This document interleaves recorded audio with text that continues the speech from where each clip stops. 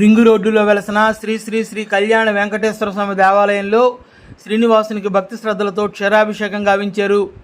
దేవతలే శ్రీనివాసుని తమ పరమ ప్రాప్యునిగా భావించి ఆశ్రయించారు. సాధారణ మానవులకు శ్రీనివాసుని సౌందర్యం సమగ్రంగా గ్రహించడం ఎన్నటికీ సాధ్యం కాదు. అందుకే శ్రీవారి పాదాన్ని మనం ఆశ్రయించాలి. దయకు అనర్హులైన వారిపై కూడా విశేషంగా దయ చూపే దయామయుడైన శ్రీ వెంకటేశ్వరుడు అర్థించిన వారికి అర్థించిన దానికి మించి అనుగ్రహిస్తారు. ప్రీతి ఆసక్తి గల చిత్తవృత్తిని భగవంతుని పరం చేస్తే అదే భక్తి అవుతుంది. మానసికంగా ధ్యానం, వాచికంగా సంకీర్తనం, కాయికంగా అర్చనం, ఈ విధంగా త్రికరణాలతో అవిచ్ఛిన్నంగా శ్రీనివాసుని సేవించే వారికి మోక్షం లభించి తీరుతుంది. రింగు రోడ్డులో వెలసిన శ్రీ శ్రీ శ్రీ కళ్యాణ వెంకటేశ్వర స్వామి దేవాలయంలో శ్రీనివాసునికి భక్తి శ్రద్ధలతో క్షీరాభిషేకం గావించారు.